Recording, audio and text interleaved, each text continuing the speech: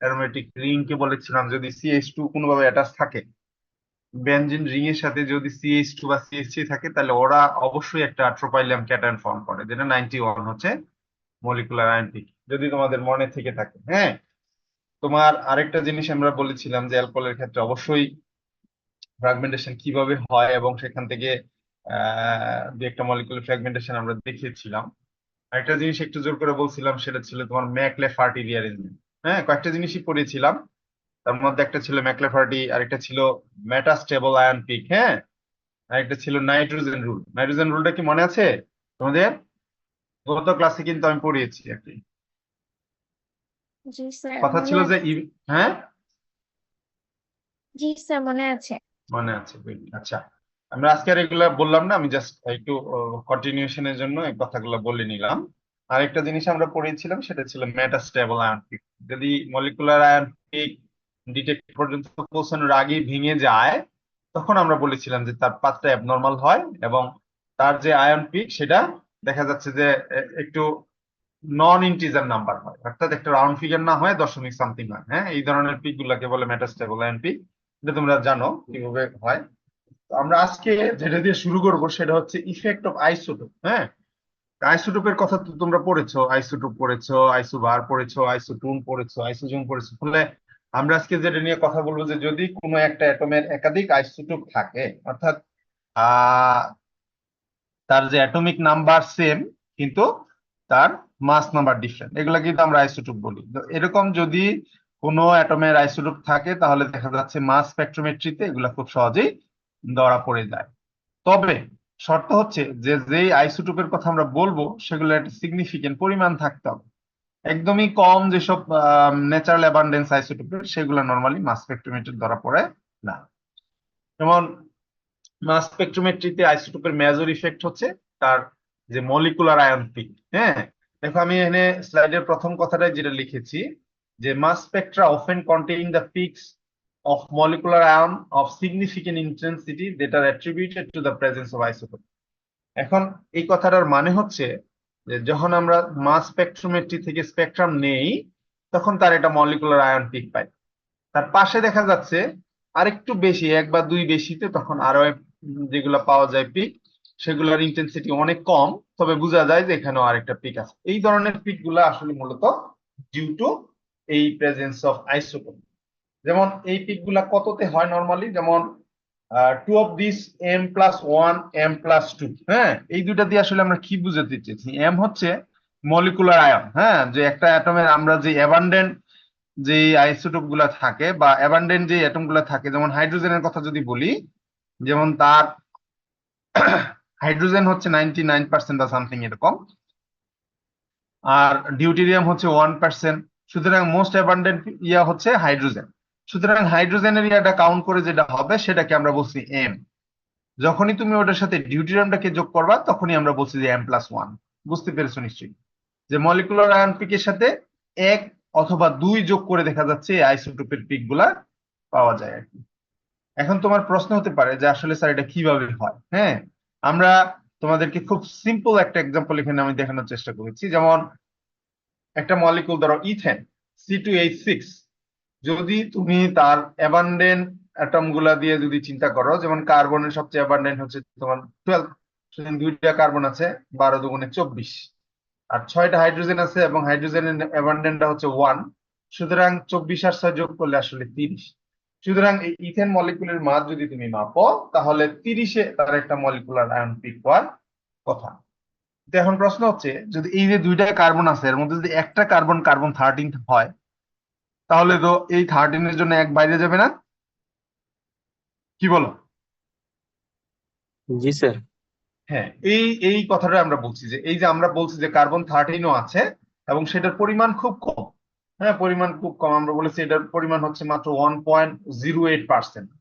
এর ফলে কিন্তু আছে, শুধু আমরা দুইটা কার্বনের একটা কার্বনকে যদি কার্বন 13 ধরে নেই, তাহলে কি হবে? একটা 15, হ্যাঁ, তার সাথে আরো এক যোগ করে দিতে হবে, যেহেতু 13 যোগ করছি, তখন কিন্তু তার মলিকুলার ওয়েট হয়ে যাবে 31।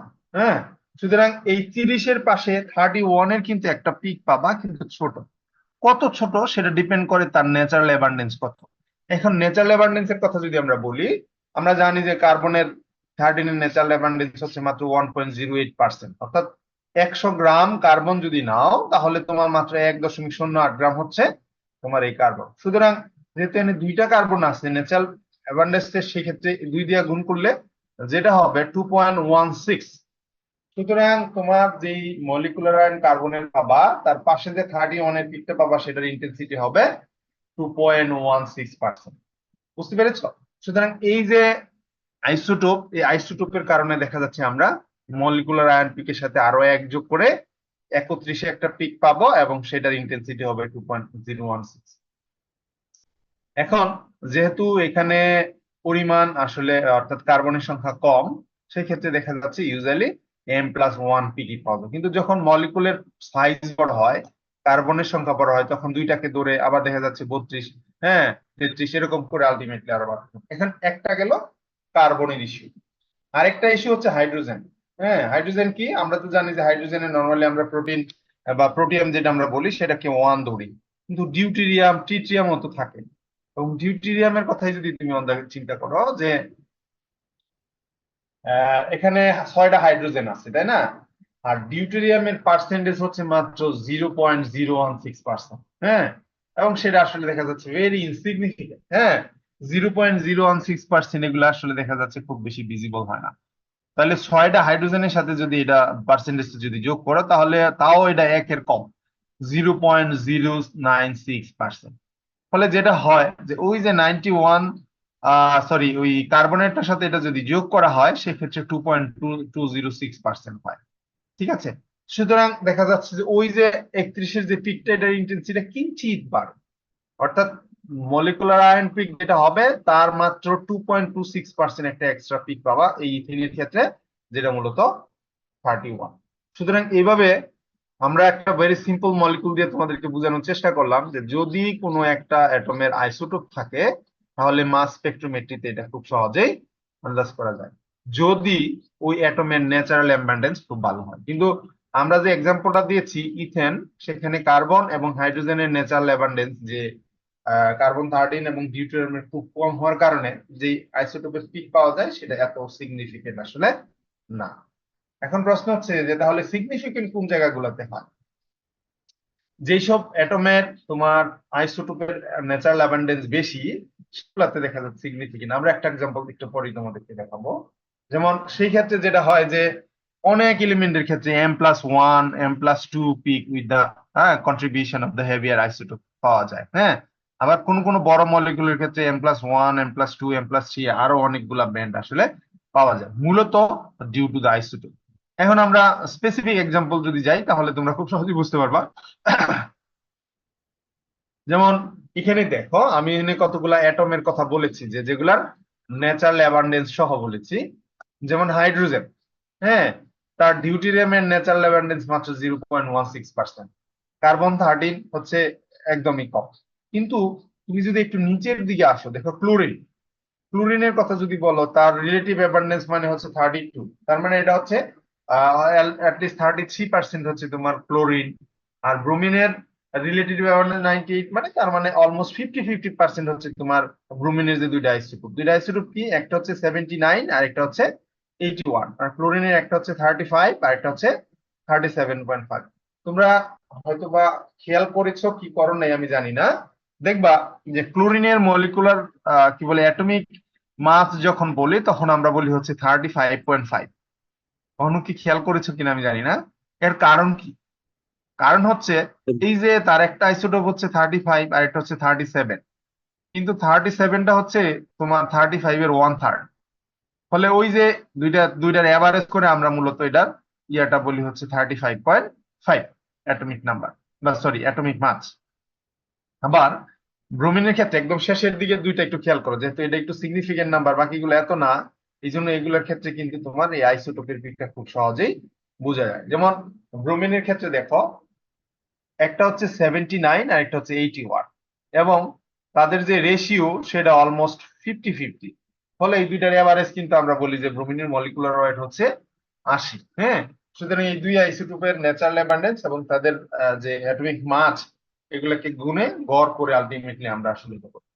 যেমন তোমার ইয়ের ক্ষেত্রে একই, যেমন আয়োডিন, আমি জানি না তোমরা এটা কোথাও পড়েছো নাকি, 127 আছে, 131 পর্যন্ত আছে কিন্তু আয়োডিনের আইসোটোপ। ফলে এগুলোর সবগুলা মিলিয়ে আলটিমেটলি দেখা যাচ্ছে ওদের এভারেজটা আমরা তখন অ্যাটমিক মাস হিসেবে কাউন্ট।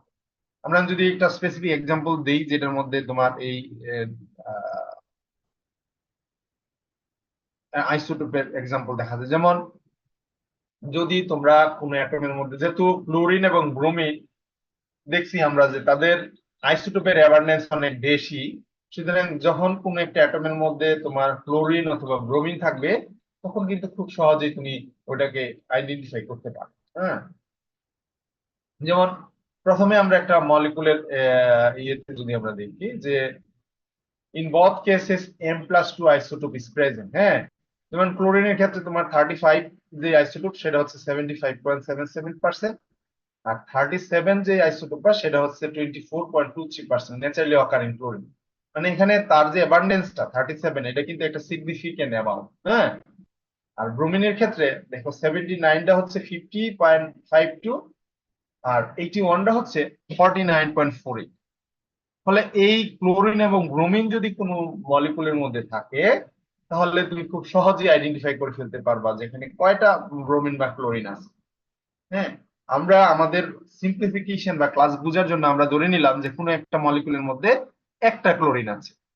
একটা ক্লোরিন আছে, তাহলে একটা ক্লোরিন যদি থাকে তাহলে তুমি তার 35 ধরে তোমার একটা অ্যাটমের একটা ইয়ে পাবা যেটাকে আমরা বলেছি মাস। হ্যাঁ, M+, ঠিক আছে। M+ এর পাশাপাশি দেখা যাবে যে আরেকটা যেটা হচ্ছে ক্লোরিন 37, তার জন্য যেহেতু দুই বেশি, M+2 তে একটা পিক পাওয়া যাবে এবং এটা সিগনিফিক্যান্ট। এবং সেটার ইন্টেন্সিটি তুমি যদি চিন্তা করো তাহলে মেইন পিকের 1/3 অর্থাৎ 3/1 হচ্ছে তোমার 1/2। এখন তুমি বলতে পারো যে স্যার 1/3 কেন হলো? 1/3 হওয়ার পিছনে বড় কারণ হচ্ছে যেহেতু তোমার 37 যে ক্লোরিনটা বা আইসোটোপটা সেটার অ্যাবান্ডেন্স হচ্ছে 35 এর 1/3।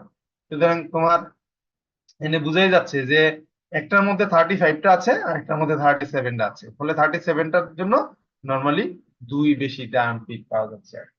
সুতরাং এইভাবে তুমি ক্লোরিন কন্টেইনিং কোনো একটা মলিকুলের ক্ষেত্রে খুব সহজে এটাকে ডিফারেন্সিয়েট। এখন যদি ক্লোরিনের সংখ্যা বাড়তো তাহলে কি হতো? কেউ কি বলতে পারবে? যে আমরা ধরে নিলাম যে আমাদের যে মলিকুলের কথা আমরা বলছি সেখানে তোমার একটা মাত্র ক্লোরিন আছে, ফলে তুমি একটা পেয়েছো 35 এর জন্য M+, আর 37 এর জন্য M2+। অর্থাৎ যেহেতু দুই বাড়ছে মলিকুলার আয়নের, হ্যাঁ, তাতে বোঝা যায় যে এটার মধ্যে মূলত 37 আইসোটোপের কারণে। এখন আমি তোমাকে বলছি যে এখানে দুইটা না, চারটা ক্লোরিন আছে, সেক্ষেত্রে কয়টা পিক পাওয়া যাবে বলো তো দেখি? স্যার M+4 M+6 এরকম করে আরো পিক পাবো স্যার।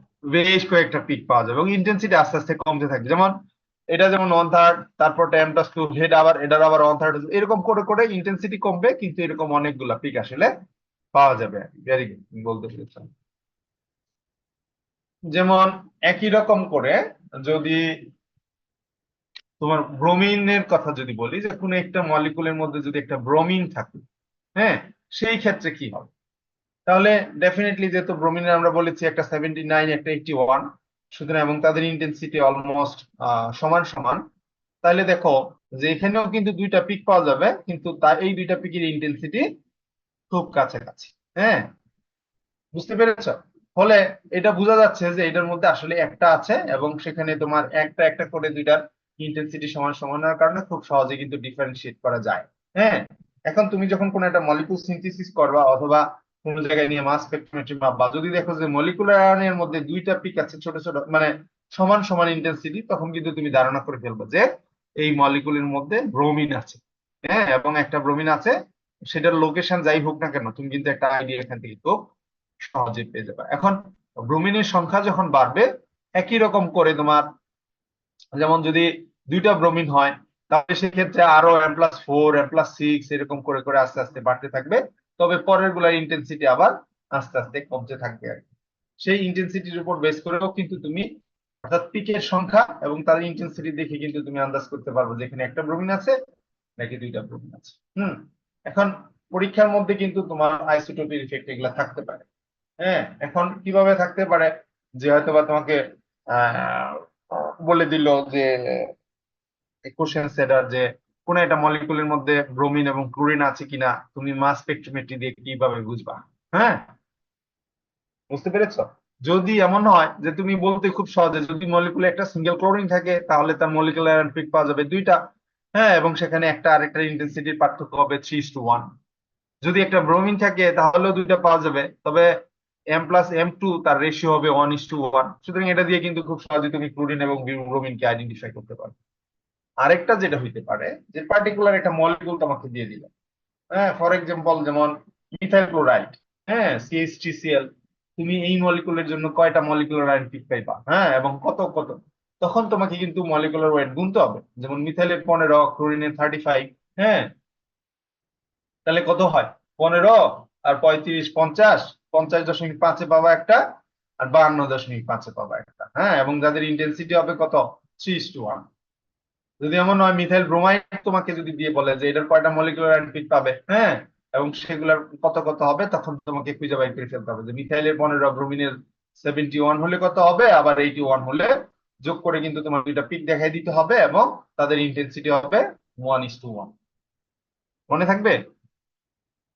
নানান ভাবে প্রশ্ন হইতে পারে, কারণ প্রশ্ন তো একাধিকজন করে, ফলে এই আইসোটোপ থেকে কিন্তু ইম্পর্টেন্ট আর কি মাস স্পেকট্রোমেট্রি। আমরা সিম্পল এক্সাম্পল দিয়ে তোমাদেরকে বুঝিয়ে দিলাম। যেমন আরো অ্যাটম আছে, যেমন সালফার, হ্যাঁ, সালফারের ক্ষেত্রে M+2 পিক পাওয়া যায় এবং তার ইন্টেন্সিটি হয়, একটা হচ্ছে 100% হলে আরেকটা হচ্ছে 4%। হ্যাঁ, সিলিকনের ক্ষেত্রে পাওয়া যায় সেটা মাত্র 3%। তবে এই আইসোটোপির ইফেক্ট সবচেয়ে বেশি বোঝা যায় যদি হ্যালোজেন থাকে। হ্যাঁ, হ্যালোজেন না থাকলে আসলে অন্যগুলা যেমন 2%, 3% এসব পিক দিয়ে আসলে এত ডেফিনেটলি বোঝা খুব কঠিন। নিয়ে এই হচ্ছে তোমার আইসোটোপির ইফেক্ট। আমরা পরের টপিকটাতে চলে যাই, যে আয়ন জেনারেশন। হ্যাঁ, অর্থাৎ মাস স্পেকট্রোমেট্রি যখন আমি ওই প্রিভিয়াস ইয়ার থেকে তোমাদের আবার একটু দেখে আসি। যেমন এই স্পেকট্রোমিটারটা আমি যখন তোমাদেরকে দেখিয়েছিলাম, তখন আমি বলেছিলাম যে এখানে দুইটা জিনিস খুব ইম্পর্টেন্ট। প্রথমটা হচ্ছে যে মলিকুলটা নিবা সেটাকে আয়নাইজ করা, এবং তারপরে যেটা হচ্ছে এই আয়নটাকে সেপারেট করে ডিটেক্টর পর্যন্ত পৌঁছায় দেয়। দুইটা কিন্তু খুব ইম্পর্টেন্ট অংশ, এবং এগুলোর উপরে কিন্তু অনেক কাজ হয়েছে। ফলে এখন এই যে আয়োনাইজেশন, আমি তোমাকে প্রথম বেসিক ইয়াতে পড়াতে যেটা পড়েছিলাম যে ইলেকট্রন বিম মেথড দিয়ে আসলে আয়োনাইজেশন করা হয়। সুতরাং এই আয়োনাইজেশন এখন নানান রকম আছে। হ্যাঁ, ওই আয়োনাইজেশন কিভাবে আসলে হয় এগুলো সম্পর্কে আমরা একটু পড়ছি।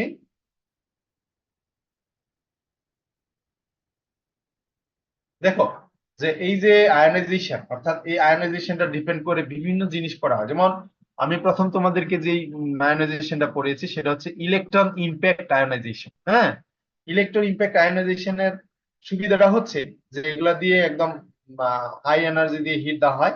হ্যাঁ, হিট দিলে ক্যাটায়ন হয়, তারপরে এটা একদম গ্যাস করে খুব সহজে করা হয়। এখন তার অসুবিধাটা হচ্ছে যে যখন তুমি অতি উচ্চ এনার্জি দিয়ে কোনো একটা ইয়াকে আঘাত করো, তখন এটাতে তো এনার্জিটা ট্রান্সফার, এবং এই যে মলিকুলার পিকটা ফর্ম করে এটা কিন্তু ভেঙে অনেক ছোট ছোট ফ্র্যাগমেন্ট হয়ে যায়। হ্যাঁ, ফলে এগুলাকে সবসময় আবার ডিফাইন করা সহজ থাকে না। এই জন্য তারপরে অনেকগুলো আয়নাইজেশন মেথড আসলে করছে। এর মধ্যে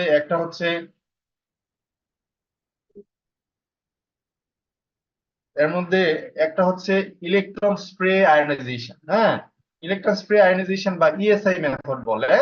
তারপরে তোমাদেরকে যেটা পড়াইলাম একটা হচ্ছে ইলেকট্রন ইম্প্যাক্ট আয়নাইজেশন, ইআই। এগুলা কমনলি ইউজ হয়। তাছাড়াও কিন্তু আরো অনেকগুলো আয়নাইজেশন মেথড আছে। এর মধ্যে আমি তোমাদের খালি নামগুলা বলে দিচ্ছি, যেমন ম্যাট্রিক অ্যাসিস্টেড লেজার ডিসরপশন আয়নাইজেশন, এটাকে বলা হচ্ছে মালদি। তোমরা কি পড়েছো কোন ক্লাসে? জি, জি স্যার পড়ছিলাম। নাম শুনেছি, ওভাবে ডিটেলস পড়া হয়নি। হ্যাঁ, মালদি। তারপরে যেমন কেমিক্যাল আয়নাইজেশন, অর্থাৎ এখানে কেমিক্যাল রিঅ্যাকশন। নামগুলো শুনেছো হয়তো, বা আজকেও নামই শোনাই দিচ্ছি, কারণ সবগুলো পড়াইতে হলে আমাকে অনেকগুলো ক্লাস নিতে হবে আর কি। আমি এর মধ্যে তিনটা মেথডকে একটু এমফাসাইজ করেছি। যেমন তারপরে হচ্ছে তোমার ফিল্ড আয়নাইজেশন, তারপরে অ্যাটমসফিয়ারিক প্রেসার আয়নাইজেশন, এই এপিসিআই নিজেও আমি অনেক বেশি ইউজ করেছি। তারপরে ফার্স্ট অ্যাটম বোম্বার্ডমেন্ট। হ্যাঁ, এগুলা বিভিন্ন আয়নাইজেশন টেকনিক আসলে আছে, এবং এই আয়নাইজেশন টেকনিকের উপর বেস করে মূলত আয়ন গুলা কিরকম হবে, মলিকুলার আয়ন পিক কেমন হবে, এগুলা ডিটারমাইন করে। ফলে কি ধরনের অ্যানালাইসিস তুমি করতে চাও, তার উপর বেস করে দেখা যাচ্ছে এই আয়নাইজেশন টেকনিক গুলাকে তোমার ইয়ে করা হয়। যদি তোমার মলিকুলার আয়ন পিকের মাসটা খুব বেশি জরুরি হয়, তখন আমরা দেখা যাচ্ছে যে ইলেকট্রন আয়নাইজেশন খুব বেশি ইউজ করে কাজ দেয় না।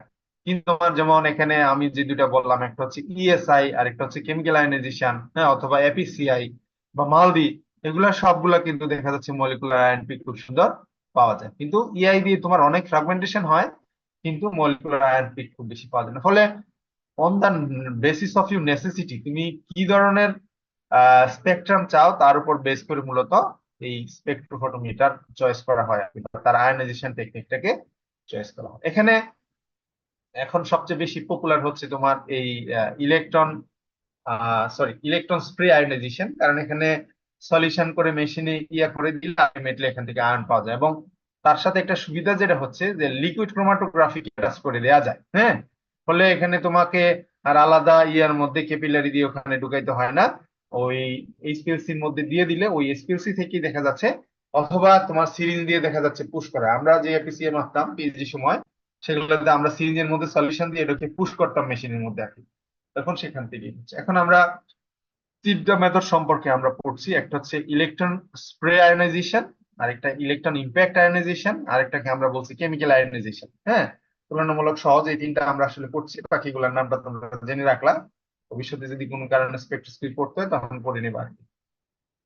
তো ইলেকট্রন স্প্রে আয়নাইজেশনটা আসলে কি, হ্যাঁ। তো ইলেকট্রন স্প্রে আয়নাইজেশনটা বলতে যেটা বোঝায়, তার ব্যাকগ্রাউন্ডটা আমি একটু যদি বলি, যে এই ইএসএটা এখন সবচেয়ে পপুলার একটা মেথড, হ্যাঁ। কারণ হচ্ছে it readily compatible with the high pressure liquid chromatography, হ্যাঁ। ক্রোমাটোগ্রাফির সাথে এটাকে ইনক্লুড করে দেওয়া যায়। এন্ড আয়নাইজেশনটা আসলে কিভাবে ঘটে, এখানে আমি ডিটেলস লিখে দিছি, তবে আমি তোমাদেরকে ছবিটা দেখি বলছি। এখানে যে কথাগুলো আছে আমি এই ছবিটার সাথে সাথে বলছি, তোমরা পরে মিলাই নিও। ধরো যদি আয়নাইজেশন টেকনিকের কথা যদি আমরা বলি যে কিভাবে হয়, হ্যাঁ। মূলত যেটা হয় যে যেই কম্পাউন্ডার তুমি মাস স্পেকট্রাম নিতে চাও, সেটাকে একটা পার্টিকুলার সলভেন্টের মধ্যে দিয়ে সলিউশন করা হয়, হ্যাঁ। এই সলিউশনটা তারপরে যেটা করা হয় যে এই এইচপিএলসি সিস্টেমে ধরো এটাকে ইনক্লুড করা। এখন তাহলে আয়নাইজেশনটা কিভাবে হয়? এখন তোমার কম্পাউন্ডটা দেওয়া আছে, সাথে সাথে কি আছে, তোমার সলভেন্ট আছে, যেহেতু সলিউশন তৈরি করেছো। তারপরে যেটা করা হয়, এই যে একটা নিডল মধ্যে দিয়ে পাস করছে, ধরো এটা একটা নিডল যদি চিন্তা করো, তার কিন্তু একটা পেরিফেরি আছে বা ওয়াল। সেই ওয়ালের মধ্যে কি করে, উচ্চ মাত্রার পজিটিভ পটেনশিয়াল এটার মধ্যে আসলে অ্যাপ্লাই করে, যেহেতু মেটালের সিরিঞ্জ অথবা তুমি এইচপিএলসির যে ইনজেক্টর যেটাই তুমি বলো না কেন, এটার মধ্যে যখন খুব পজিটিভ পটেনশিয়াল দেয়, এখন পজিটিভ পটেনশিয়াল মানে কি, পজিটিভ চার্জ যদি তুমি বলো, তাহলে যেটা হয় ওই সলিউশনের যে নেগেটিভ চার্জটা আছে, সেটা কি করে ওই ক্যাপিলারির ওয়ালে চলে আসে। তোমরা যেটা দেখতে পাচ্ছ যে এই নেগেটিভ চার্জ গুলা এই ক্যাপিলারির ওয়াল আসলে অ্যাট্রাক্ট করে। ফলে সলভেন্টের যে পজিটিভ চার্জটা থাকে, সে কি করে ওই কম্পাউন্ডের সাথে আসলে দেখা যাচ্ছে অ্যাটাচড হয়। এই যে অ্যাটাচড হয়ে এরকম অনেকগুলা পজিটিভ চার্জ স্পেয়ার তৈরি করে, হ্যাঁ। এবং তার মধ্যে দিয়ে যে নাইট্রোজেন গ্যাসের যে ফ্লো পাস করা হয়, সেই গ্যাস কি করে এই ক্যাপিলারি থেকে তোমার এই পজিটিভ চার্জ গুলাকে ক্যাপিলারি থেকে বের করে দিয়ে তারপর মাস স্পেকট্রোমিটার অ্যানালাইজারের মধ্যে ঢুকায়, হ্যাঁ। তাহলে ওই ওই পাশে যে লেখাগুলো আছে, এখানে কিন্তু ছবির মধ্যে সবই লেখা আছে, দেখো যে আহ এটার মধ্যে এইচপিএলসি সিস্টেমে কম্পাউন্ডের সাথে সলিউশনটাকে দেওয়া হয়। তারপরে তোমার হাই প্রেসার, হ্যাঁ, পজিটিভ পটেনশিয়াল আসলে তোমার এই ক্যাপিলারির গায়ে দেওয়া হয়। ফলে যেটা হয় যে নেগেটিভ আয়ন গুলা এই সলিউশন আসলে অ্যাট্রাক্ট করে। তারপরে যেটা করে ওই যে নাইট্রোজেন গ্যাসের ফ্লো দিয়ে এই ক্যাপিলারির ভিতর থেকে পজিটিভ আয়ন গুলাকে, স্পেয়ার গুলাকে বের করে নিয়ে আসা হয় আর। So positive charge droplets spray from the capillary and due to the internal charge repulsion break up to the gas phase ions. এবং এটা বলছে যেহেতু তোমার নেগেটিভ আয়ন গুলো সলভেন্টের এই ক্যাপিলারিতে অ্যাট্রাক্ট হয়েছে, ফলে এখানে সব পজিটিভ চার্জ গুলা আবার সমধর্মী চার্জ তো পরস্পরকে বিকর্ষণ করে, তাই না? ফলে যখনই বিকর্ষণ করে তখনই বড় বড় আয়নিক স্পেয়ার গুলা ভেঙে এরকম ছোট ছোট আয়ন আলাদা হয়ে যায়। যখনই আলাদা হয়ে যায় তখনই এই আয়ন গুলা আবার ওই যে আয়ন অ্যানালাইজার আমরা যেটাতে বলছি, যেটা দিয়ে আয়ন সেপারেশন করা হয় হিটেড ক্যাপিলারির ভিতর দিয়ে, তখন পাস করা হয়, হ্যাঁ। এখন এখানে আমরা বলেছিলাম যে খুব পজিটিভ পটেনশিয়াল দেওয়া, কিন্তু এখানে আয়ন অ্যানালাইজার যে ওয়াল আছে তার মধ্যে নেগেটিভ পটেনশিয়াল দেয়। দুইটা কারণে দেয়। এর মধ্যে একটা কারণ হচ্ছে যেহেতু তোমার আয়ন গুলো এখন সব পজিটিভ, সবগুলা যদি একসাথেই আবার ক্যাপিলারিতে গিয়ে ডিটেক্টরে পৌঁছায়, তাহলে ডিটেক্টরের যেই ভিজিবিলিটি সেখানে দেখা যাচ্ছে প্রবলেম হয় আর কি। এই জন্য যেটা করা হয়েছে যে এটাতে যখন নেগেটিভ চার্জ দেওয়া হয়, তখন সে কি করে, ওই যে ভিতরের পজিটিভ চার্জটা ওয়ালে কিছুটা অ্যাট্রাক্ট হয়।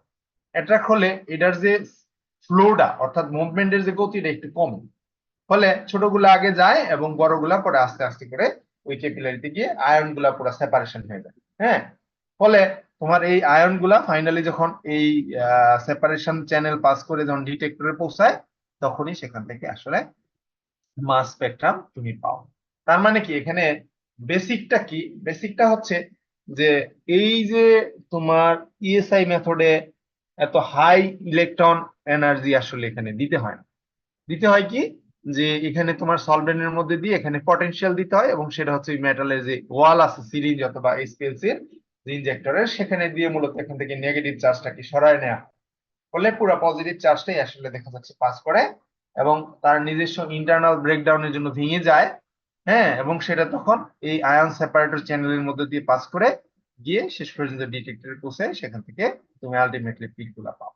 আমি এখনই এটা সম্পর্কে আর বেশি বলছি না। হ্যাঁ, আমি তোমাদেরকে একটা স্পেকট্রাম যদি দেখাই, যে যে কথাগুলো এখানে আমি বলেছি ছবি দেখে এগুলো সব এখানে আছে। আমরা একটা এক্সাম্পল দেখছি যে এসি টু বিউটানল। হ্যাঁ, এসি টু বিউটানলের মলিকুলার হচ্ছে 337। হুম, আরেকটা জিনিস তোমাদেরকে আমি বলেছি যে এই ইএসআই হচ্ছে একটা সফট আয়নাইজেশন মেথড। সফট মানে খুব হার্ড না আর কি, হ্যাঁ, খুব হাই এনার্জি এটাতে আসলে না। তো এই দুইটা জিনিস, বেসিক জিনিস যদি মনে রাখো, আমরা একটা এক্সাম্পল দেখাই তোমাদেরকে, এই জিনিসটা আমরা ব্যাখ্যা করে দিতে চাই স্যার যে হ্যাঁ বল। স্যার আগের ইমেজ যে জায়গাটা একটু আবার বলবেন, এই জায়গাটা ভালো মতো বুঝতে পারি। কোনটা?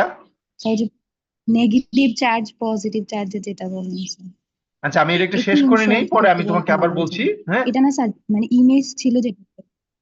বুঝি নাই কোনটা। আচ্ছা আচ্ছা স্যার ইএসআই এর যে ছবি ফিগারটা ছিল দেখা যেটা, হ্যাঁ এক্সপ্লেন হ্যাঁ। করছে। আচ্ছা আচ্ছা আচ্ছা, তুমি কোন জায়গাটা বুঝতে পারো না বলো তো দেখি। এবার যদি তোমার প্রশ্নটা আমাকে একটু করো। স্যার মানে এখানে প্রসেসটাই বুঝতে পারি নাই ভালো মতো স্যার, এই যে নেগেটিভ চার্জ গুলা যে মানে ইয়ে হয়। আচ্ছা ঠিক আছে, আমি প্রথম তোমাকে আবার থেকে এটা সবার জন্য আবার বলছি, স্যার, সবার জন্য জি আবার স্যার। বলছি, প্লিজ একটু শোনো। হ্যাঁ, আবার পুরোটা একবার বলছি যে ইএসআই এর মধ্যে আয়ন ফরমেশনটা কিভাবে হয়, এটাই আমি এখানে পড়িয়েছি। দেখো, তুমি ছবিটা যদি প্রথম খেয়াল করে দেখো, যে এখানে ডাইরেক্ট আসলে মলিকুলকে মাস স্পেকট্রোমিটারের মধ্যে দেয়া হয় না। কি করা হয়, এগুলাকে একটা সলিউশনে করে কোনো একটা এইচপিএলসি সিস্টেম অথবা সিরিঞ্জ, হ্যাঁ, এগুলাকে দিয়ে মাস স্পেকট্রোমিটারের মধ্যে প্রবেশ করানো হয়। এখন যখন তোমার এটা ধরে আমরা ধরে নিলাম যে এইচপিএলসির যে ইনজেকশন সিস্টেম, অথবা যদি যদি তুমি সিরিঞ্জের একটা নিডল তুমি চিন্তা করো, এটা আমার কার্সরটা দেখতে পাচ্ছ? জি স্যার, দেখা যাচ্ছে। হ্যাঁ, এই বাম পাশের যেই পাইপের মতো আমরা যেটা দেখাইছি, এটাকে যদি তুমি নিডল, সিরিঞ্জের নিডল যেটা দিয়ে আমরা ইনজেক্ট করি, এটা যদি তুমি চিন্তা করো, তার মানে এই যে সিরিঞ্জের যে নিডল, সেটা হচ্ছে একটা মেটালের তৈরি কোনো একটা ওয়াল। আর এখন যেটা করা হয় যে পটেনশিয়াল মানে চার্জ বাইরের সাইড দিয়ে তোমার এই এটা চার্জ বা ইলেকট্রিক দিয়ে এটা একটা পটেনশিয়াল বাইরে থেকে পজিটিভ চার্জ আসলে এর মধ্যে দেওয়া হয় এই মেটালের ওয়ালটার মধ্যে। এখন যখন পজিটিভ চার্জ দেওয়া হয়, তখন সে কি করে, আমরা জানি সবসময় যে বিপরীত ধর্মী চার্জটাকে সে আকর্ষণ করে, তাই না? ফলে ওয়ালটা যখন পজিটিভলি চার্জ হয়, তখন সে কি করে, ওই সলভেন্টের যে নেগেটিভ চার্জটা, এটাকে সে নিজের দিকে অ্যাট্রাক্ট করে। এইটুক বুঝছো তো নাকি? জি স্যার। হ্যাঁ, অর্থাৎ মিক্সচারে দুইটা জিনিস থাকে, একটা হচ্ছে তুমি যে মলিকুলটাকে অ্যানালাইসিস করতে চাও এটা, আর একটা থাকে হচ্ছে সলভেন্ট। তো সলভেন্টের যে নেগেটিভ চার্জটা, সেটা হচ্ছে ওই ক্যাপিলারির ওয়াল যখন অ্যাট্রাক্ট করে, তখন সলভেন্টের পজিটিভ যে চার্জটা, এটা কিন্তু তোমার ওই কম্পাউন্ডের সাথে থেকে যায়। এটুকু বুঝছো? জি স্যার। এখন ওই পজিটিভ চার্জটা যখন নিউট্রাল মলিকুলের সাথে কম্বাইন হয়, তখন এরকম করে আয়নিক পেয়ার আসলে তৈরি হয়। প্রত্যেকটা মলিকুল, সলভেন্ট মলিকুলে একটা পজিটিভ চার্জ দিবে না? স্যার নিউট্রাল মলিকুলটা কোথা থেকে আসলো? নিউট্রাল মলিকুল হচ্ছে তুমি যেই মলিকুলটাকে অ্যানালাইসিস করতে চাও। ফর এক্সাম্পল প্যারাসিটামল, যেহেতু তুমি, হ্যাঁ, প্যারাসিটামলটাকে তুমি ফর এক্সাম্পল ধরো কোন একটা সলভেন্ট মিথানল দিয়ে ধরো তুমি সলিউশন করলা, করে ইয়ের মধ্যে ঢুকাই দিলা। হ্যাঁ, এখন ইয়ে থেকে যেটা হচ্ছে, এটা সলিড কম্পোনেন্ট যে ডিজলভ হয়েছে, তার পজিটিভ চার্জ থেকে সলভেন্টের যে মিথানলের অর্থাৎ মিথক্সি গ্রুপটা, সে দেখা যাচ্ছে ওয়ালের গায়ে অ্যাট্রাক্ট হলো। তাইলে তার যে একটা প্রোটন ছিল সেটা কি করবে, ওই প্যারাসিটামলের সাথে ঢুকে এরকম পজিটিভ চার্জ তৈরি করবে। জি স্যার, বুঝতে পারছি। বুঝতে পেরেছো? তখন জি যেহেতু অনেকগুলা চার্জ একসাথে কম্বাইন্ড, তখন নিজেদের মধ্যে আবার একটা রিপালশন হয়। রিপালশন হয়ে এগুলা ভেঙে ভেঙে ছোট ছোট ফ্র্যাগমেন্ট হয়ে তখন মাস অ্যানালাইজারের মধ্যে ঢুকে। এখন কি বুঝতে পেরেছো? জি স্যার, জি স্যার, বুঝতে পেরেছি। আমি তো এখন তোমাকে এক্সাম্পল দিই নাই, এই জন্য হয়তো তোমার জন্য একটু কঠিন মনে হচ্ছে। আমি এক্সাম্পলটা দেখায় বলতে চাইছিলাম। এনিওয়ে, এখন আমরা এক্সাম্পলটা দেখি। এই যে বিউটানলের কথা আমরা বলছি, যে ধরো দিস ইজ প্রোটনেটেড অ্যাসিবিউটালন। হ্যাঁ, এখন এই মলিকুলটা যদি তুমি খেয়াল করে দেখো, যে এই মলিকুলের ক্ষেত্রে যেহেতু আমি বলেছি সফট আয়নাইজেশন, কথাটা আমি তোমাদেরকে জোর দিয়ে বলেছিলাম এর আগেও। সফট আয়নাইজেশন মানে এখানে অতি উচ্চ এনার্জি আসলে ইউজ হয় না। ফলে এটার বড় সুবিধাটাই হচ্ছে যেখানে তোমার আসলে মলিকুলার আয়ন পিকটা পাওয়া যায়। হ্যাঁ, সুতরাং মলিকুলার আয়ন পিক কিন্তু অনেক সময় স্ট্রাকচার ইলুসিডেশনের জন্য অনেক বেশি জরুরি হয়ে থাকে। হ্যাঁ, এখন এই মলিকুলের ক্ষেত্রে দেখো, তার মলিকুলার আয়ন পিক হচ্ছে তোমার 337.37, 337.37, এবং তার পাশে খুব ছোট আরেকটা আছে 338। ওই যে তোমাদের আইসোটোপটা পড়েছিলাম, হ্যাঁ, যেহেতু কার্বনের সংখ্যা অনেক এবং সেখানে তার অ্যাবান্ডেন্সটা একটু বেড়েছে, যে M+1 37, 38। এই পাশে দেখো আরেকটা পিক পাওয়া গেছে 319, কিন্তু এটা এত বেশি সিগনিফিকেন্ট কিছু না। হ্যাঁ, এবং সেটা মূলত হচ্ছে যে এখান থেকে একটা ওয়াটার মলিকুল বেরিয়ে গিয়ে যেটা পাওয়া গেছে। এখন আমি তোমাকে যে জিনিসটা এতক্ষণ বুঝিয়েছি, যদি তুমি চিন্তা করো যে যদি এই স্যাম্পলটাকে মিথানলে নেওয়া হয়, তাহলে দেখো মিথানল থেকে যে প্রোটনটা আসে সেটা মূলত এখানে প্রোটনেটেড হয়। প্রোটনেটেড হয়ে সে M+1 পিকটা আসলে এখানে পাওয়া যায়। এই ইএসআই এর একটা বড় সুবিধাটা হচ্ছে যে তুমি মলিকুলার আয়ন পিক পাবা এবং সেটার সাথে একটা হাইড্রোজেন যোগ করে। হ্যাঁ, এটা হাইড্রোজেন যোগ করে, এবং যেটা করা হয়ে থাকে যে এই মলিকুল গুলাকে একটু অ্যাসিডিফাই করার জন্য যে সলভেন্ট ইউজ করে এটা, অথবা অনেক সময় যদি না হয় সেক্ষেত্রে ফর্মিক অ্যাসিড দেখা যাচ্ছে এগুলাতে অনেক সময় অ্যাড করে দেওয়া হয় যাতে খুব সহজে মলিকুলটা প্রোটনেটেড হয়। ফলে ইএসআই এর বড় সুবিধা যেখান থেকে তুমি M+1 এর একটা সিগনিফিকেন্ট পিক পাবা, যেটা দিয়ে তুমি বলে দিতে পারবা যে মলিকুলার আয়ন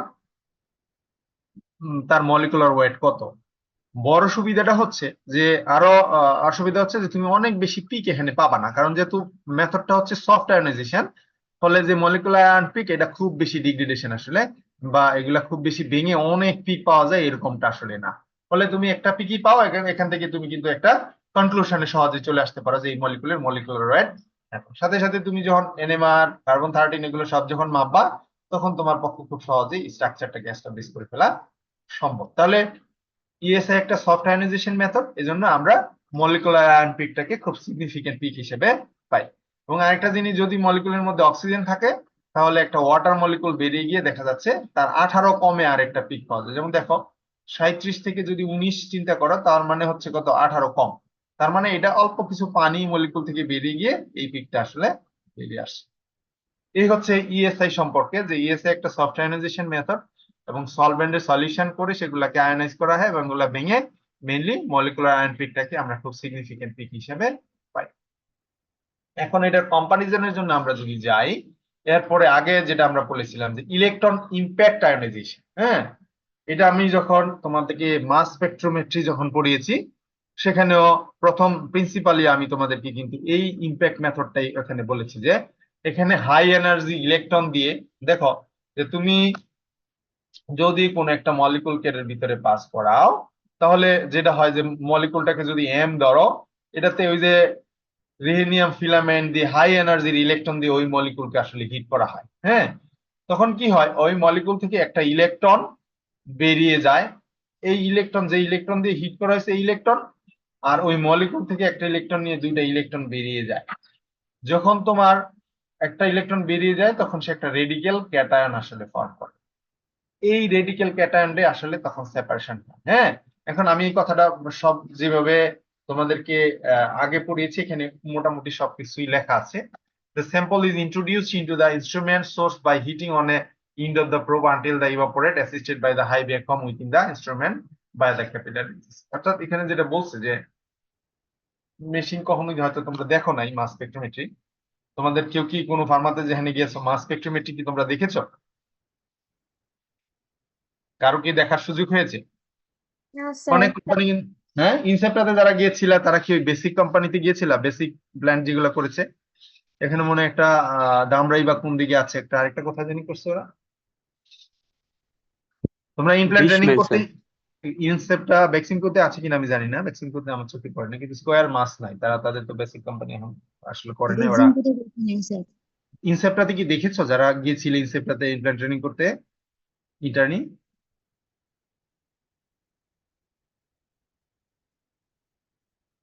কারো চোখে স্যার পড়ে নাই? স্যার ইনসেপ্টাতে করেছিলাম স্যার, স্যার আমরা দেখিনি। দেখো নাই? জিরাবো প্ল্যান্টে ছিল স্যার আমাদের ট্রেনিং। জিরাবোতে ছিল এই জন্যই দেখো না। আমার ওদের সম্ভবত কিছু বেসিক কোম্পানি যারা ওই র মেটেরিয়াল সিনথেসিস করবে, দামরা যেমন একটা প্ল্যান করেছে। এখানে যে ভদ্রলোক উনি আসছিলেন একদিন, ওনার যে ইনচার্জ ইন্ডিয়ান সম্ভবত, উনি আমাদের বিভাগে এসে অনেকক্ষণ ওনার সাথে আলাপ টালাপ হলো, তখন তারা বললো যে তাদের সব ইনস্ট্রুমেন্টই তাদের এখানে আছে। হ্যাঁ, তো ওখানে আমার বলার উদ্দেশ্য যদি দেখে থাকো তাহলে বলা কিন্তু খুব সহজ। হ্যাঁ, কারণ ওখানে একটা ক্যাপিলারি দিয়ে আসলে আমরা স্যাম্পলটাকে মাসে খুবই ছোট জায়গা দিয়ে দেখি, এবং তখন টেম্পারেচার 300-400 ডিগ্রিতে আমরা হিট দেই, তখন এই কম্পাউন্ডটা কি হয়, গ্যাস ফর্ম হয়ে যায়। তারপরে যখন এই ইলেকট্রন দিয়ে আঘাত করা হয় তখন এটা আসলে আয়ন হয়। তখন আয়নটা যদি এই ছবিটা দেখে আমরা যেটা বললাম যে যখনই এই ইলেকট্রন দিয়ে আঘাত করে তখন এই মলিকুলার আয়ন পিকটা আসলে ফর্মেশন হয়। এই আয়নটা যেহেতু উচ্চ শক্তি সম্পন্ন, আমরা বলছি যে ইলেকট্রন দিয়ে অনেক হাই এনার্জি, তখন এগুলো খুব বেশি আনস্টেবল হয়। এই যে মলিকুলার আয়ন পিক, সেটা তখন আস্তে আস্তে ভাঙে। হ্যাঁ, the molecule and the fragment push, দেখো তারপরে since the electrode use are much higher energy than the strength of the bond, the extensive fragmentation of the analyte usually occur। অর্থাৎ যেটাকে তুমি অ্যানালাইসিস করতে চাও সেটা অনেক বেশি ফ্র্যাগমেন্টেশন হয়, ফ্র্যাগমেন্টেশন হয়ে ছোট ছোট অনেক পিক পাওয়া যায়। হ্যাঁ, যেহেতু তোমার গ্যাসিয়াস ফর্মে তোমার নিয়ে আয়োনাইজ করা হয়, সুতরাং এই মেথডের একটা বড় অসুবিধাটা হচ্ছে এটাকে তুমি এইচপিএলসির সাথে ইনক্লুড করা যাবে না, যেটাতে তোমার ইএসআই এর সাথে করা যাবে। আমি এই জন্য রেড মার্ক করে মানে অর্থাৎ বোল্ড করে নিচে লিখে দিয়েছি যে এই ধরনের মেথড এইচপিএলসির সাথে ইন্ট্রোডিউস করা যায় না বা কনজাংশন হিসেবে ইউজ করা যায় না, ডাইরেক্ট ক্যাপিলারি দিয়ে ইউজ করতে হয় অথবা গ্যাস ক্রোমাটোগ্রাফি ইনক্লুড করে আয়ন সেপারেশন করা হয়। এবং এই মেথডটা ইআই, হ্যাঁ, যেটা তুমি জানো যে হাই এনার্জি ইলেকট্রন দিয়ে এটাকে আয়নাইজ করা হয়, যেহেতু আয়ন গুলা ভেরি আনস্টেবল, তখন সেগুলা ভেঙে ভেঙে অনেকগুলো ছোট ফ্র্যাগমেন্টে হয়। তারপর ওই যে আয়ন সেপারেশন যেই চ্যানেলটা থাকে সেখানে depending on the size of the ion সেগুলো আলটিমেটলি সেপারেট হয়ে ডিটেক্টর পর্যন্ত পৌঁছায়। এটার সুবিধাটা হচ্ছে যেখানে তুমি অনেকগুলো ফ্র্যাগমেন্ট পাও। এটা যেমন একটা অসুবিধা আবার সুবিধাও হলে ছোট ছোট কি অংশ মলিকুলের মধ্যে আছে সেটা কিন্তু পাওয়া যায়। আবার অনেক সময় ছোটটা যেটা একটা ভাঙে এটা আরেকবার যখন ভাঙে তখন অনেক সময় এগুলাকে প্রিডিক্ট করা একটু কঠিন হয়ে যায়। ফলে ইআই মেথড নরমালি যেগুলোর মলিকুলার ওয়েট 600 নিচে সেগুলোর জন্য খুব সহজ এবং সহজে এগুলাকে ভোলাটাইল করা যায়। কিন্তু মলিকুলার ওয়েট যখন অনেক বেশি হয়, মলিকুলার এগুলার ভ্যাপোরাইজেশন এনার্জি যখন অনেক লাগে, তখন দেখা যাচ্ছে ইআই মেথড খুব বেশি ইফেক্টিভ আসলে না। হ্যাঁ, কারণ মলিকুলার যত কম হয় তার মেল্টিং পয়েন্ট বয়লিং পয়েন্ট তত কম হয়। মলিকুলের সাইজ যত বড় হবে তখন দেখা যাচ্ছে মেল্টিং বয়লিং পয়েন্ট বাড়বে, তখন ইআই মেথড কিন্তু তখন এত ভালো কাজ করে না, এবং সেখান থেকে দেখা যাচ্ছে তোমার মলিকুলার আয়ন পিক বা অন্য পিক গুলা দিয়ে অনেক সময় নিশ্চিত করা কঠিন হয়ে পড়ে আর কি। ফলে ইআই এর সুবিধাটা হচ্ছে যে তোমার এখানে ছোট মলিকুলের খুব সহজে এগুলোকে ফ্র্যাগমেন্টেশন করা যায়। হ্যাঁ, আর অসুবিধাটা হচ্ছে এবং এখান থেকে অনেকগুলা ফ্র্যাগমেন্ট পাওয়া যায় যেগুলা থেকে তুমি ছোট ছোট কি ফ্র্যাগমেন্ট মলিকুলে আছে সেগুলা তুমি করতে পারো। অসুবিধাটা হচ্ছে যে এখানে অনেক বেশি ফ্র্যাগমেন্টেশন হয়, যখন সবগুলা ফ্র্যাগমেন্টকে তখন অ্যাসাইন করা অনেক সময় কঠিন হয়ে পড়ে।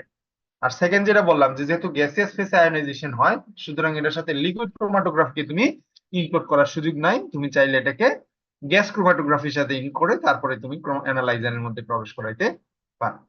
এখন আমি তোমাদেরকে একটা এক্সাম্পল দেখিয়ে আগে যেটা বললাম সেটাকে একটু নিশ্চিত করতে চাই যে ইএসআই স্পেকট্রাম আমি তোমাদেরকে দেখিয়েছি যে একটা সফট আয়োনাইজেশন মেথড, সেখানে শুধু তুমি মলিকুলার আয়ন পিক পাইছো, কিন্তু যখন ইআই মেথড দিয়ে একটা মলিকুলকে আয়োনাইজেশন করা হয় তখন দেখো এইটা হচ্ছে তোমার কিটোপ্রোফেন।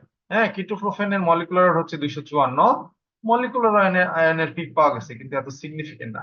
কিন্তু যখন এই মলিকুলটাকে ভেঙে দেখো অনেকগুলা পিক, 209, 177, 105, 100, শুধু 77, আবার 51, এ লট অফ পিক আসলে তুমি মাস স্পেকট্রোমিটারে যখন তোমার ইআই মেথডে পাওয়া যায়।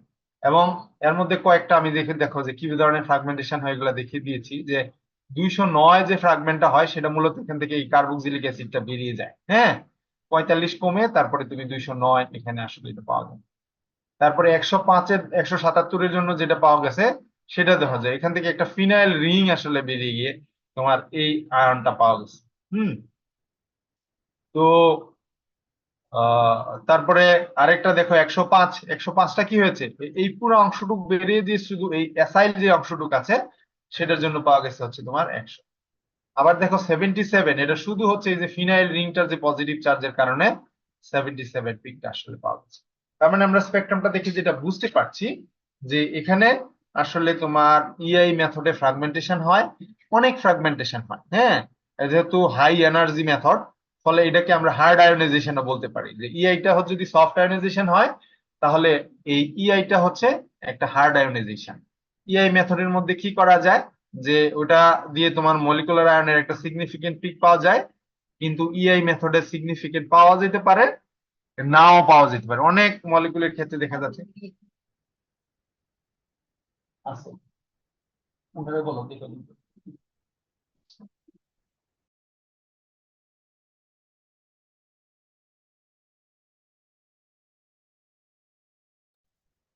তো দুইটা সুবিধা অসুবিধার কথা বললাম। আবার তোমার ইএসআই মেথডটাকে তুমি লিকুইড ক্রোমাটোগ্রাফির সাথে ইনক্লুড করে দেওয়া যেতে পারে, কিন্তু আবার দেখা যাচ্ছে যে তোমার ইআই মেথডটাকে তোমার এইচপিএলসির সাথে না করে এটাকে তোমার জিসির সাথে ইনক্লুড করে দিতে হবে। হ্যাঁ, সুতরাং কিছু সুবিধা অসুবিধা আসলে আছে।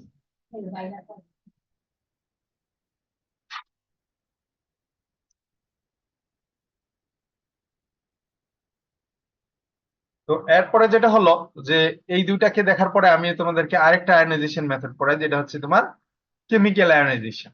হ্যাঁ, কেমিক্যাল আয়নাইজেশনটা কি, এখানেও একটা কেমিক্যাল রিঅ্যাকশন করা হয়। হ্যাঁ, তবে এই কেমিক্যাল আয়নাইজেশনটা হচ্ছে তোমার এই দুইটা মেথডের বলতে পারো যে দুইটা মেথডের মাঝামাঝি একটা অবস্থা। মাঝামাঝি কিরকম, যে কেমিক্যাল আয়নাইজেশনটা এখানে তোমার ইলেকট্রন বোম্বার্ডমেন্টও ইউজ করা হয়, আবার ওটা থেকে তুমি এসপিএলসি তেও আবার ইনক্লুড করার সুযোগ আছে। কিভাবে করা যায় দেখো, যে এখানে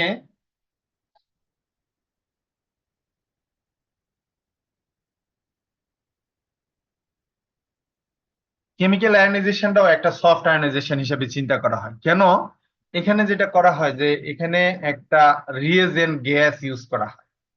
এই রিয়েজেন্ট গ্যাসে প্রথমে এটাকে আয়োনাইজ করা হয় ইলেকট্রন বোম্বার্ড দিয়ে। হ্যাঁ, যেহেতু আমরা রিয়েজেন্ট মানে হচ্ছে একটা সাপোর্টিং রিয়েজেন্ট নেওয়া হয়, সেটাকে প্রথমে আয়োনাইজ করা হয়। তারপরে এই আয়নিক এই রিয়েজেন্টটা মলিকুলের সাথে কম্বাইন হয়ে মলিকুলকে আয়োনাইজ করে। ফলে তুমি মলিকুলের মধ্যে সরাসরি আসলে হাই এনার্জি ইলেকট্রন দিয়ে অ্যাটাক করা হয় না। তো আমি যদি এটা পড়ে ওইটাকে দেখাই তাহলে খুব সহজেই তোমরা বুঝে যাবা বলে আমি আশা করি। যেমন chemical ionization in the mass spectrometry is a soft ionization technique that produces one ions of the substance through the ion molecules reaction. Typically used in a reagent gas. CI দিয়া মূলত বুঝাইতে চেয়েছি chemical ionization. Chemical ionization produce simpler spectrum with the more predominant molecular ion peak, making it useful for the molecular weight determination. অর্থাৎ এখানে তোমার ওই electron method তুমি use করছো, কিন্তু এখানেও দেখা যাচ্ছে মলিকুলার আয়ন পিক পাওয়া যায়, যেহেতু একটা সফট আয়নাইজেশন। ইলেকট্রন ইউজ করছি, আবার সফট বলছি, কি কারণে বলছি সেই জিনিসটা আমি পরের স্লাইডে তোমাদেরকে দেখাচ্ছি। কিন্তু কিভাবে আয়নাইজেশন করে তার মেথডটা যদি আমরা ছবিটা দেখাই তোমাদেরকে বলি কি। আচ্ছা, এখানে একটু পড়ে দেই। যেমন a reagent gas like methane is introduced into the ion source at a relatively high pressure. হ্যাঁ, প্রথমে মিথেন গ্যাসটাকে ধরো মেশিনের মধ্যে দেওয়া হয়। reagent gas ionized by an electron beam creating reagent like, যদি মিথেন গ্যাস দাও তাহলে এটার সাথে প্রোটন যোগ হয়ে ধরো CH5+, আয়ন ফর্ম করে। Then this reagent ion then react with the sample molecules causing the ionization through the various mechanism, অর্থাৎ প্রোটন ট্রান্সফার হতে পারে, হাইড্রাইড হতে পারে, এন্ড লট অফ মেকানিজম করে সেখান থেকে তোমার মলিকুলটাকে আয়ন ফর্মেশন হয়। তারপরে যেটা হয়, এই আয়নটা তারপরে ওই মলিকুলার আয়নের এই আয়ন অ্যানালাইজারের যে আয়ন সেপারেটর আছে সেখান দিয়ে পাস করে ওখান থেকে ভেঙে সেপারেট হয়ে হয়ে মাস স্পেকট্রোমেট্রি আলটিমেটলি ওখান থেকে আলাদা আলাদা হয়। দেখো যে এই যে যদি ছবিটা আমি চিন্তা করি যে if this is a picture of the mass ionisation method, যে রিয়েজেন্ট গ্যাসটাকে তুমি ধরে নিলা এম, হ্যাঁ, যে এটাকে যখনই তুমি এই হাই এনার্জি ইলেকট্রন দিয়ে আঘাত করো তখন সে ওই ইলেকট্রন ইম্প্যাক্টের মতো এমআই ফর্ম করে, ঠিক আছে, এম প্লাস আয়ন ফর্ম করে। এই এম প্লাস আয়নটা যখনই যে অ্যানালাইটিক্যাল যে মেথড যে মলিকুলটাকে তুমি অ্যানালাইসিস করতে চাও বা অ্যানালাইট, সেটার সাথে যখনই কম্বাইন হয় তখন সে মূলত এটাকে একটা প্রোটন দিয়ে এইচ প্লাস ফর্মেশন করে। এখন তোমার খুব সঙ্গত কারণে প্রশ্ন হইতে পারে যে স্যার এটা তো পজিটিভ চার্জ ছিল, তাহলে ওটা প্রোটন কোথা থেকে আসলো? প্রোটন আসার প্রক্রিয়াটা হচ্ছে, আমি ডান পাশে দেখো রিয়েকশন গুলো লিখে দিয়েছি, যে মিথেন যখন হাই এনার্জি ইলেকট্রন দিয়ে হয় তখন সে একটা রেডিক্যাল ক্যাটায়ন ফর্ম করে বা ক্যাটায়ন ফর্ম করে। এই মিথেনটা যখন আরেকটা নিউট্রাল মলিকুলের সাথে ইনজেক্ট করে তখন সে কি করে, এখান থেকে আরেকটা প্রোটন সে নিয়ে এরকম সিএইচ প্লাস ফর্ম করে। এই যে তোমার এক্সট্রা একটা প্রোটন সে গেইন করলো, এটা যখন মলিকুলের সংস্পর্শে আসে তখন সে কি করে, একটা প্রোটন এই মলিকুলকে দিয়ে এমএইচ প্লাস, যেটা এখানে এইচ লিখছি, এমএইচ প্লাস ফর্মেশন হয় এবং সেই এমএইচ প্লাস ফর্মেশন করে আলটিমেটলি দেখা যাচ্ছে তোমার এই মলিকুলার আয়ন পিকটা এখান থেকে ফর্ম করে, ঠিক আছে। ফলে এখানে তোমার ইলেকট্রন ইম্প্যাক্ট মেথড ইউজ করছো, সাথে সাথে আবার ওই সফট আয়নাইজেশন টেকনিক হলো। তাহলে মেথডটা হচ্ছে একটি ইনডিরেক্ট মেথড। প্রথমে রিয়েজেন্টটাকে আয়োনাইজ করা হয়, দেন রিয়েজেন্ট থেকে আয়নটা মূলত মলিকুলে ট্রান্সফার করে মলিকুলটাকে আয়োনাইজ করা হয়, এন্ড দেন এই মলিকুলটা ফ্র্যাগমেন্টেশন হয়ে আলটিমেটলি তোমার যে ওই যে ইএসআই মেথডের মতো স্পেকট্রাম আসলে পাওয়া যায় আর কি। সুতরাং এটা একটা সফট আয়োনাইজেশন টেকনিক, তবে এখানে আলটিমেটলি তোমার একটা রিয়েজেন্টের মাধ্যমে ইলেকট্রন দিয়ে আসলে আয়োনাইজ করা হয় আর কি। এখন বিভিন্ন ধরনের রিয়েজেন্ট গ্যাস আসলে করা হয়, যেমন মিথেন, আইসোবিউটেন, অ্যামোনিয়া, হ্যাঁ, অ্যামোনিয়া। ফলে এই বিভিন্ন ধরনের গ্যাস আসলে তোমার এই আয়োনাইজেশনের জন্য ইউজ করে। ফলে তোমার ইলেকট্রনের যে এনার্জি এটা মূলত রিয়েজেন্টের উপর দিয়ে যায়। মলিকুলার আয়ন পিক যেটা যখন ফর্ম করে তখন সেটা দেখা যাচ্ছে স্টেবল এবং সেখান থেকে সিগনিফিক্যান্ট মলিকুলার আয়ন পিক পাওয়া যায় এবং একটা সিম্পল স্পেকট্রাম আসলে পাওয়া যায়। এখন আমি তোমার এটা স্পেকট্রাম দেখাই না, এটা স্পেকট্রাম গুলো মূলত তোমার ওই কি বলে ইএসআই স্পেকট্রামের মধ্যে একটা সিম্পল মলিকুলার আয়ন পিকের স্পেকট্রাম আসলে পাওয়া যায়। এখন পরীক্ষায় কিন্তু তোমার এই যে তিনটা আয়োনাইজেশন করালাম বিভিন্ন ভাবেই থাকতে পারে পরীক্ষায়। হয়তোবা বললাম যে তুমি এই আয়োনাইজেশন সম্পর্কে তিনটা যে কোনো একটা আয়োনাইজেশন সম্পর্কে একটু আলোচনা করো, হ্যাঁ। হয়তোবা আমি তোমাকে বললাম যে ইআই মেথডটা কি, ইআই মেথড ইএসএ থেকে তার সুবিধাটা কি অসুবিধাটা কি, হ্যাঁ। অথবা আমি তোমাকে এই মলিকুলটা দিয়ে দিলাম যে কিটোপ্রোফেন, হ্যাঁ, মলিকুলে কি কি ধরনের ফ্র্যাগমেন্টেশন হইতে পারে এগুলা ভেঙে দেখাও। তখন কিন্তু তোমাকে এই যে ফ্র্যাগমেন্টেশন গুলা খুব জোর দিয়ে দেখাইতে হবে, যে মাস স্পেকট্রা তো তুমি হাতে আঁকলে ওরকম হবে না, কিন্তু তোমার বলতে হবে যে এটাকে এরকম বিভিন্ন ফ্র্যাগমেন্ট হয়ে 209, 105, 177 এবং শুধু 77 বিভিন্ন ধরনের পিক আসলে পাওয়া যাবে। এই তিনটা আয়োনাইজেশন মেথড সম্পর্কে আমি তোমাদের পড়ালাম। তারপরে যে জিনিসটা আসবে সেটা হচ্ছে আয়ন সেপারেশন আর ফার্মাসিউটিক্যালে আসলে মাসের অ্যাপ্লিকেশনটা কি, আমি সেটা নেক্সট ক্লাসে পড়াই, যেহেতু তোমাদের 9টার সময় ক্লাস আছে বললো, আজকে এখানে আমি শেষ করে দিতে চাই আর কি। হ্যাঁ, তো এই পর্যন্ত যদি তোমাদের কারো কোনো প্রশ্ন থাকে আমাকে জিজ্ঞেস করতে পারো আর কি। হ্যাঁ, যে স্যার লাস্টে যে কেমিক্যাল আয়নাইজেশন বলছেন স্যার, ওইটার ফিগারটা একটু আবার স্যার, কোনটা এইচ আর কোনটা এমএইচ স্যার, এটা বুঝতে পারিনি। এখানে ছবিটা দুই জায়গা থেকে নেয়া, তো ধরো যেহেতু আমি আহ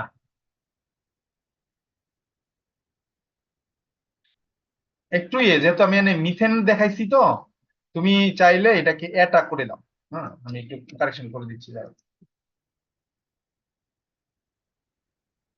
এটা মূলত এই যে এমটা আছে না, এটা মূলত এ করে আমি দেখাইছি আর কি। আচ্ছা, তোমাকে আমি পরে ইয়ে করে দেখাই দিচ্ছি, যখন আমি এটাকে একটু ইয়ে করব তখন আমি ড্র করে দেখাই দিচ্ছি। অর্থাৎ এখানে যেটা এ লিখছি মূলত এটা আসলে এখানে এম, হ্যাঁ, আর এখানে যেটা সিএইচসি লিখছি এটা আসলে মূলত এম প্লাস। আমি এটা পরে কারেকশন করে দিচ্ছি স্লাইডে। হ্যাঁ, ওকে স্যার। এখানে মলিকুল হিসাবে এম লিখছি, কিন্তু এখানে অ্যানালাইট হিসাবে এ লিখছি আর কি, হ্যাঁ। এই জন্য অ্যানালাইটটা তো মূলত একটা মলিকুল। হ্যাঁ, সুতরাং এখানে যদি তুমি এম লেখো অথবা এখানে এ লেখো তাহলেই তোমার কনফিউশনটা দূর হয়ে যাবে। আর কারো কোনো প্রশ্ন আছে বলো তো দেখি, আমি এটা ঠিক করে দিব আসি তোমাকে জন্য স্লাইড থেকে।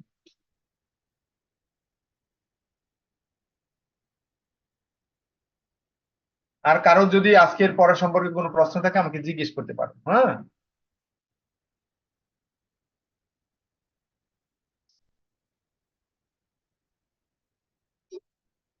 যদি কারো কোনো প্রশ্ন না থাকে তাহলে শেষ করে দিচ্ছি, হ্যাঁ। আশিক, তাহলে আমি বৃহস্পতিবার একটা ক্লাস নিব, কখন নিলে তোমাদের সুবিধা হয় আমাকে একটু জানাই, হ্যাঁ। ঠিক আছে স্যার। ওকে। ওকে, তাহলে ভালো থাকো, দেখা হবে। আসসালামু আলাইকুম। ওয়ালাইকুম আসসালাম।